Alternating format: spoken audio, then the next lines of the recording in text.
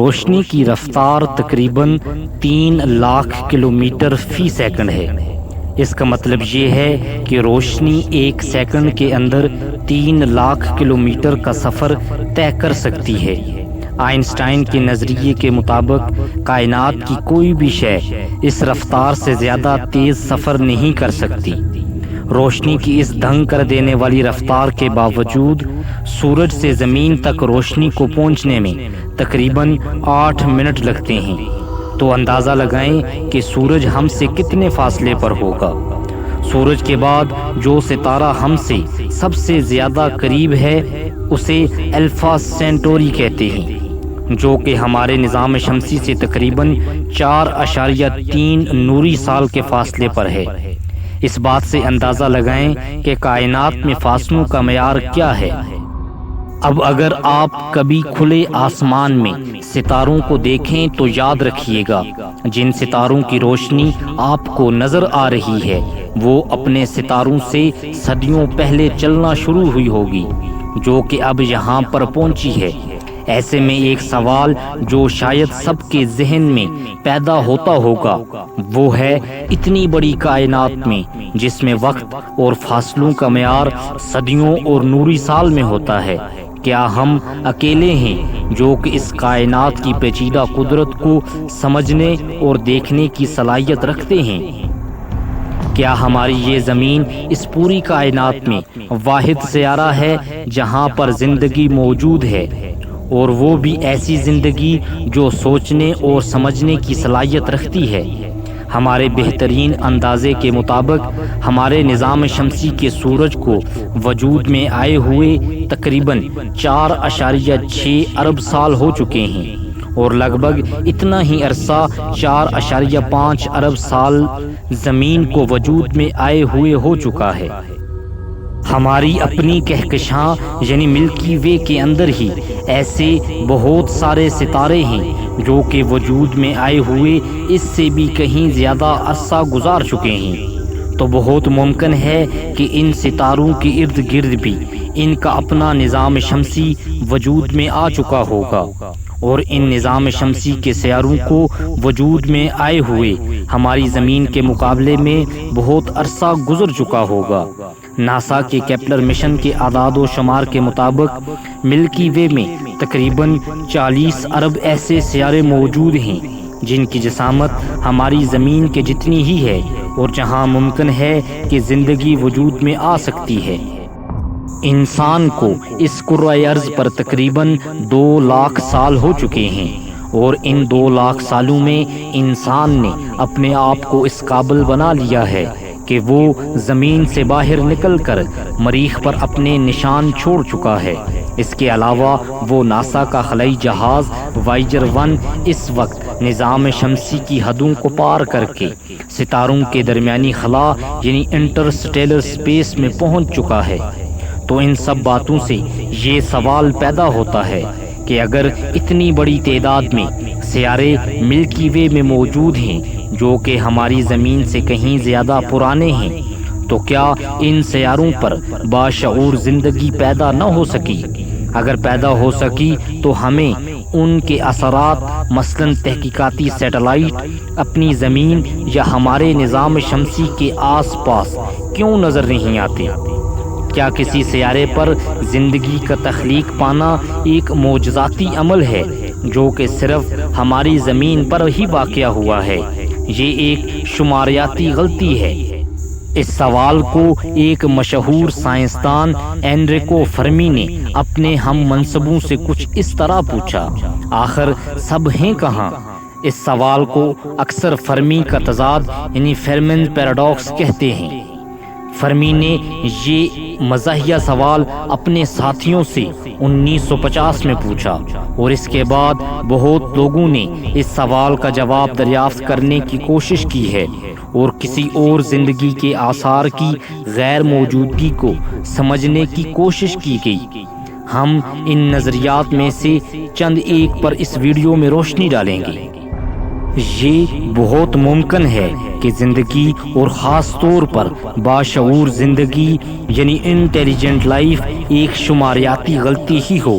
ہو سکتا ہے کہ سائنسی اعتبار سے زندگی کے تخلیق ہونے کے لیے ایک یا کئی معجزاتی واقعات کی ضرورت ہو جو اتفاقیہ طور سے ہماری ہی زمین میں پیش آئے ہوں، لیکن سوچنے کی بات تو یہ ہے کہ صرف ملکی وے کے اندر ہی 40 ارب سیارے ہیں، اور ایسا کون سا معجزاتی واقعہ ہوگا جس کے ہونے کا امکان اتنا کم ہو کہ کہیں بھی زندگی پنپنے نہ پائے۔ سائنسدانوں کا ایک ایسے واقعات کی نوعیت پر کوئی خاص سمجھوتا نہیں ہے، لیکن اس معجزاتی واقعے کو اکثر کائناتی لاٹری یعنی کاسمک لاٹری بھی کہتے ہیں، اور ہو سکتا ہے کہ ہماری زمین ان بہت ہی کم سیاروں میں سے ہو، یا شاید واحد سیارہ ہو جس نے یہ کائناتی لاٹری جیت لی ہو اور یہاں زندگی نے جنم لے لیا ہو۔ فرمی کے تضاد کی ایک اور وضاحت یہ بھی ہو سکتی ہے، اور سیارے ہیں جہاں پر زندگی تو موجود ہے، لیکن انہوں نے ابھی تک سائنس اور ٹیکنالوجی اور انجینئرنگ میں اتنی مہارت اور کمال حاصل نہیں کیا کہ خلا میں سفر کر سکیں، یا خلا میں سیٹلائٹ بھیج سکیں، یا کسی اور سیارے سے رابطہ کر سکیں۔ لیکن میرے نظریے میں یہ اتنی ٹھوس وضاحت نہیں۔ جیسے میں نے پہلے کہا کہ ہمارا سورج ملکی وے کے باقی ستاروں کی نسبت کافی نیا ہے، اور اس اعتبار سے ہمارا نظام شمسی بھی ابھی کم عمر ہی ہے، تو یہ ماننا بہت مشکل ہے کہ باقی سیاروں کی زندگی اگر وجود رکھتی ہو تو ہم سے سائنس اور ٹیکنالوجی میں کم تر ہو، مگر اس بات کا ثبوت دینا بہت مشکل ہے۔ فرمی کے تضاد کی ایک اور وضاحت یہ بھی دی جا سکتی ہے کہ شاید کسی باشعور زندگی کا انجام خود اپنے آپ کو تباہ کرنا ہے۔ حالانکہ یہ بہت ہی مایوسانہ وضاحت ہے، لیکن انسانی تاریخ کو مد نظر رکھتے ہوئے یہ اتنی نامناسب بھی نہیں لگتی۔ انسان کو اس کرۂ ارض پر 2 لاکھ سال ہو چکے ہیں، اور ان 2 لاکھ سالوں میں ان گنت جنگیں اس نے اپنے آپ سے لڑی ہیں، دولت کے لیے، وسائل کے لیے، معشوق کے لیے، طاقت کے لیے، اقتدار کے لیے۔ ان جنگوں میں نہ جانے کتنے قدرتی وسائل ضائع ہو چکے ہیں، اور ان گنت انسان اپنی زندگیاں کھو چکے ہیں۔ اس کے باوجود مستقبل قریب میں ایسے کوئی آثار نظر نہیں آتے کہ انسان اپنی تاریخ سے کچھ سیکھ سکا ہے، بلکہ سائنس اور ٹیکنالوجی کو مد نظر رکھتے ہوئے یہ اور بھی زیادہ خوفناک اور خون آلود جنگیں چھڑنے کی تیاری میں لگا ہے، جیسا کہ آج کل کے حالات بتا رہے ہیں۔ اس بات کی وضاحت ضروری ہے کہ میں یہاں فرض کر رہا ہوں کہ کسی اور سیارے کے باشعور مخلوق کی فطرت بھی انسانوں جیسی ہی ہوگی۔ بہت ممکن ہے کہ ایسا نہ بھی ہو، لیکن چونکہ ہم انسانوں کے علاوہ کسی اور باشعور مخلوق کو جانتے اور پہچانتے نہیں ہیں، تو اس کے علاوہ ہمارے پاس باشعور مخلوق کی فطرت کی کوئی اور مثال بھی نہیں ہے، تو ہم اندازہ یہ لگا رہے ہیں کہ کوئی اور باشعور مخلوق بھی فطرت کے انہی عوامل یعنی پیرامیٹرز پر بنیاد رکھتی ہے جو انسانی فطرت کی بنیاد ہے، جیسے کہ ایک ہی نوع یعنی سپیشیز کی مختلف گروہ یعنی گروپس کے بیچ میں حصول وسائل کے لیے مقابلہ کرنا۔ لیکن آخر میں ہمارے پاس کوئی ٹھوس ثبوت نہیں کہ ایسا ہی ہوا ہو، تو زیادہ سے زیادہ یہ ایک مفروضہ ہی ہے، لیکن یہ ضروری نہیں کہ باہمی جنگ ریزی ہی وجہ ہو انسانی یا کسی اور بھی مخلوق کے تباہ ہو جانے کی۔ اور بھی ایسی وجوہات ہو سکتی ہیں جو انسانی یا کسی اور مخلوق کی تباہی کا باعث بن سکتی ہوں، جیسا کہ حادثاتی ماحولیاتی آفات، تجرباتی موسمیاتی آفات، وسائل کا ختم ہو جانا وغیرہ۔ چنانچہ یہ بہت ممکن ہے کہ ایک باشعور مخلوق کا مقدر ہی ہو اپنے آپ کو ختم ہو جانا، جیسے کہ میں نے پہلے وضاحت کی کہ کرۂ ارض پر انسان کو وجود میں آئے ہوئے تقریباً 2 لاکھ سال ہو چکے ہیں، جس کے مقابلے میں زمین کو آئے ہوئے 4.6 ارب سال ہو چکے ہیں۔ ان 4.6 ارب سالوں کے اندر انسان کے وجود میں آنے سے پہلے اور بہت سی مخلوق جنم لے چکی ہیں، جیسا کہ ڈائناسور اور ان تمام سالوں کے اندر زمین پر جتنا ہم اب تک جان پائے ہیں 5 ایسے قدرتی آفات آ چکی ہیں جن میں دنیا کی زیادہ تر مخلوقات کا خاتمہ ہو گیا تھا۔ تو اگر ہم ایک انتہائی سادہ اندازہ بھی لگائیں تب بھی اس نتیجے پر پہنچ سکتے ہیں کہ انسانی زندگی کو زمین پر اتنا ٹائم نہیں ہوا کہ اس طرح کا کوئی حادثہ پیش آنے کا کوئی خدشہ ہو۔ تو یہ بہت ممکن ہے کہ اس سے پہلے کہ کوئی مخلوق کسی اور مخلوق سے تعلق قائم کرے کوئی قدرتی آفت کے نتیجے میں نیست و نابود ہو جائے، یہاں تک کہ خود انسان بھی۔ ان قدرتی آفات میں موسمی آفات، وبائی مرض، سیارچے کا ٹکرانا وغیرہ شامل ہے۔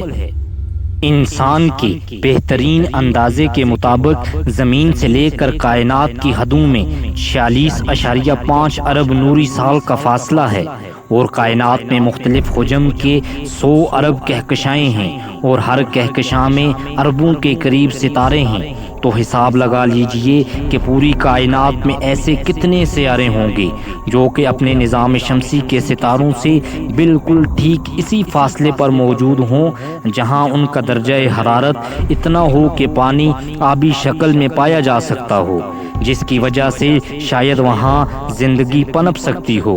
صرف اگر ہماری ملکی وے میں ہی 40 ارب ایسے سیارے ہیں تو کل کائنات کے اگر بہت کم فیصد ایسے سیارے ہوں جو کہ ایک بہت بڑی تعداد بن جاتی ہے۔ لیکن ہماری اپنی کہکشاں ملکی وے میں بھی ہمیں ایسے باشعور یا صرف زندگی کا بھی کوئی سراغ اب تک نہیں مل سکا۔ فرمی کے تضاد کی جن وضاحتوں کا ہم نے تجزیہ کیا ہے، ان کے علاوہ سائنسدانوں نے کئی اور وضاحتیں بھی پیش کی ہیں۔ مثلا ایسا بھی ہو سکتا ہے کہ جن سیاروں پر مخلوق رہتی ہو وہ ہم سے بہت دور ہوں۔ آخر کو ملکی وے ایک بہت بڑی جگہ ہے، پر ایسا بھی ہو سکتا ہے کہ دوسرے سیاروں کی مخلوق اپنا سگنل کچھ اس طرز کا بھیج رہی ہوں جنہیں سننے کی ٹیکنالوجی ابھی انسانوں نے ایجاد ہی نہ کی ہو سکتا ہے کہ دوسرے سیارے کی مخلوق جس ٹائم پر سگنل بھیجتی ہوں ہم اس ٹائم پر کسی سگنل کو سن ہی نہ رہے ہوں۔ آخرکار سگنل سننے اور بھیجنے میں وسائل لگتے ہیں، اور سگنل نہ تو ہر وقت بھیجا جا سکتا ہے اور نہ ہر وقت سنا جا سکتا ہے۔ اور ایسا بھی بالکل ممکن ہے کہ ایسی مخلوق ہمارے سگنل سن رہی ہوں مگر بھیج نہ رہی ہوں۔ غرض یہ کہ وضاحتیں تو بہت دی جا سکتی ہیں، چنانچہ خارج الارض زندگی کے ہونے کا تو صرف ایک ثبوت چاہیے، مگر یہ کہنا کہ وہ نہیں ہیں شاید کبھی بھی ممکن نہ ہو۔ میں اکثر یہ بات سوچتا ہوں کہ ایسی مخلوق کا ہونا اور نہ ہونا دونوں ہی بیک وقت خوفناک خیال ہیں۔ اگر کوئی اور مخلوق نہیں ہے تو ہم اتنی بڑی کائنات میں بالکل اکیلے اور بے یار و مددگار ہیں، اور اگر ایسی کوئی مخلوق ہے اور ہمیں نہیں پتا کہ کدھر ہے تو یہ بھی ایک خوفناک بات ہے، کیونکہ وہ کسی بھی وقت زمین پر حملہ کر کے زمین کے وسائل پر قبضہ کر سکتی ہے۔ دن کی بہترین ویڈیو دیکھنے کے لیے آپ ہمارے چینل کو سبسکرائب کریں۔ ہم روزانہ آپ کے لیے ایک نئے ٹاپک پر ایک نئی ویڈیو لاتے ہیں۔ آپ نے اپنا قیمتی وقت نکال کر ہماری ویڈیو دیکھی، ہم آپ کا بہت شکریہ ادا کرتے ہیں۔